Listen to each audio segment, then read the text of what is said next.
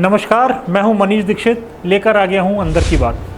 पिछले कुछ महीनों में मध्य प्रदेश में एक पहल शुरू हुई है जिसके तहत डॉक्टर मोहन यादव के मंत्रिमंडल के जो सदस्य हैं वो प्रदेश भाजपा मुख्यालय में बैठते हैं और पार्टी कार्यकर्ताओं से मिलकर उनकी समस्याओं के निराकरण का प्रयास करते हैं जो उनके विभाग से जुड़ी हुई हैं। इसी कड़ी में एक राज्य मंत्री जी कार्यालय में बैठे और वन विभाग से संबंधित समस्याएं सुनने लगे। चर्चा के दौरान उनका दर्द भी छलक आया। कार्यकर्ताओं को उन्होंने आश्वासन दिया कि दिखवाता हूं। अंदर की बात यह है कि मंत्री जी से रहा नहीं गया और तत्काल उसी वक्त जो कार्यालय में बैठे उनके वरिष्ठ पदाधिकारी थे उनके पास वे अपना दुखड़ा लेकर पहुंच गए और उनको बताया कि कई बार तो विभाग के अधिकारी उनका फ़ोन तक नहीं उठाते, फाइलें भी पेंडिंग पड़ी रहती हैं। ऐसे में वे कार्यकर्ताओं की समस्याओं का निराकरण भला कैसे कर पाएंगे। यह सुनकर पदाधिकारी वहां बैठे हुए थे, उन्होंने एक दूसरे को देखा क्योंकि वे जानते थे कि जिस विभाग की बात हो रही है वह किसके पास है। हालांकि मंत्री जी को यह कहकर टाल दिया गया, आपको जो जिम्मेदारी दी गई है उसका निर्वहन ठीक से करें। हाल ही में प्रधानमंत्री नरेंद्र मोदी ने तेलंगाना की भलाई के लिए वहां के मुख्यमंत्री रेवंत रेड्डी को अपने साथ आने की बात कही। इसका मतलब तो यह है कि रेवंत रेड्डी अगर प्रधानमंत्री का प्रस्ताव नहीं मानते तो तेलंगाना को निर्बाध रूप से जो केंद्र की मदद है वो शायद नहीं मिले।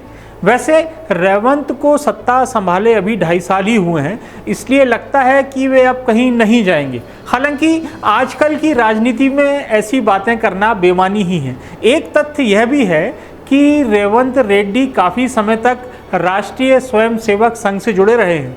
वे अखिल भारतीय विद्यार्थी परिषद से ही कांग्रेस में आए थे। हाल के वर्षों में हमने देखा है हेमंत बिस्व शर्मा, सम्राट चौधरी, शुभेंदु अधिकारी जैसे कई नेता हैं जिनका संघ से कभी कोई जुड़ाव नहीं रहा, लेकिन जब भाजपा में आए तो वहां जाकर ऐसे रमे कि संघ के या भाजपा के पुराने कार्यकर्ताओं को भी मात देने लगे। इसलिए वर्तमान सूरत हाल में रेवंत के भीतर का स्वयं सेवक कब जाग जाए और वे कब भाजपा की ओर चल पड़े यह कहा नहीं जा सकता। धीरे धीरे हमारे देश में जो क्षेत्रीय पार्टियां हैं उनके सामने संकट बढ़ता जा रहा है। हाल ही में हुए विधानसभा चुनाव में जो 3 क्षेत्रीय पार्टियां थीं उनको झटका लगा। बंगाल में ममता बनर्जी की तृणमूल कांग्रेस और तमिलनाडु में M.K. स्टालिन की पार्टी DMK सत्ता से बाहर हो गई हैं। तमिलनाडु में अन्ना DMK में भी 2 फाड़ हो गए हैं। इससे पहले बिहार में राष्ट्रीय जनता दल 25 सीटों पर सिमट गया तो नीतीश कुमार का जनता दल यूनाइटेड भी अपना मुख्यमंत्री नहीं बना सका। उससे पहले हुए चुनाव की अगर बात करें तो दिल्ली में आम आदमी पार्टी चुनाव हारकर सत्ता से बाहर हुई तो पंजाब में भी उसको बड़ा झटका लगा है। कई बार सत्ता में भागीदारी रहा शिरोमणि अकाली दल भी अब अपनी प्रासंगिकता खो चुका है और उड़ीसा में आपने देखा होगा कि बीजू जनता दल 25 साल के बाद सत्ता से बाहर हुआ और अब पार्टी के अंदर बिखराव साफ दिख रहा है। इसी तरह महाराष्ट्र में शिवसेना और एनसीपी में भी टूट हो गई है और दोनों पार्टियां कमज़ोर हुई हैं। अब सबकी नज़र उत्तर प्रदेश विधानसभा चुनाव पर है। बड़ा सवाल यह है कि क्या अखिलेश यादव अपनी समाजवादी पार्टी को बचा पाएंगे। बहुत लंबे इंतज़ार और जद्दोजहद के बाद मध्य प्रदेश भाजपा के कुछ नेताओं की लाल बत्ती की ख्वाहिश आखिरकार पूरी हो ही गई। अभी भी कुछ नेता उम्मीद से हैं। लगभग 5 दर्जन नेताओं ने कार्यभार भी संभाल लिया है। इसके बाद अटल बिहारी सुशासन संस्थान में निगम मंडल प्राधिकरण आदि के जो नवनियुक्त पदाधिकारी थे उनके ओरिएंटेशन के लिए कार्यक्रम किया गया। इसमें नेताओं के अलावा कुछ अधिकारियों ने भी टिप्स दिए। अंदर की बात यह है कि जिस संस्थान में यह आयोजन किया गया उसमें सुशासन और प्रबंधन की कमी देखी गई। निगम मंडल और प्राधिकरण के आमंत्रित जो अध्यक्ष उपाध्यक्ष थे उनके लिए व्यवस्थाएं ठीक नहीं थी। कुर्सियों तक की कमी पड़ गई। कभी अपने वरिष्ठ को छोड़कर कोई कुर्सी छोड़ता तो वहां उपस्थित कुछ अधिकारियों ने भी अपनी कुर्सी नवागत नेताओं के लिए छोड़कर खड़ा रहना ठीक समझा।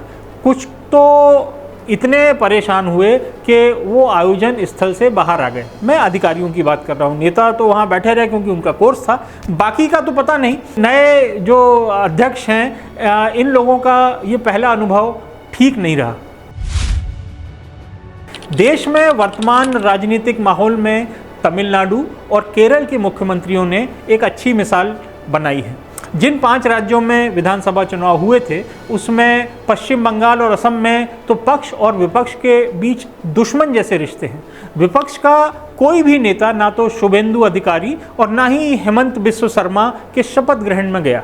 तमिलनाडु में भी विपक्ष का कोई नेता मुख्यमंत्री विजय की शपथ में नहीं गया, लेकिन शपथ के बाद विजय लगभग सभी नेताओं से मिले।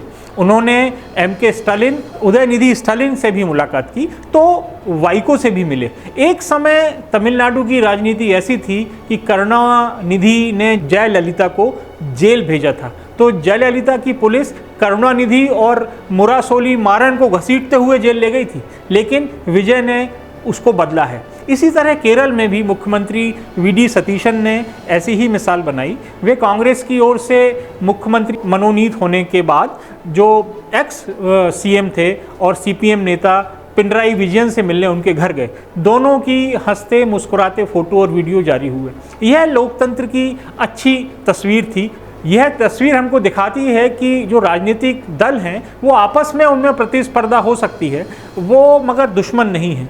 यह तस्वीर यह भी दिखाती है कि चुनाव हारने से सब कुछ हारा नहीं जाता, जीवन और सरकारें तो चलती रहती हैं। आज के लिए बस इतना ही। अगले हफ्ते फिर मिलेंगे पीपुल्स अपडेट में अंदर की बात लेकर। नमस्कार।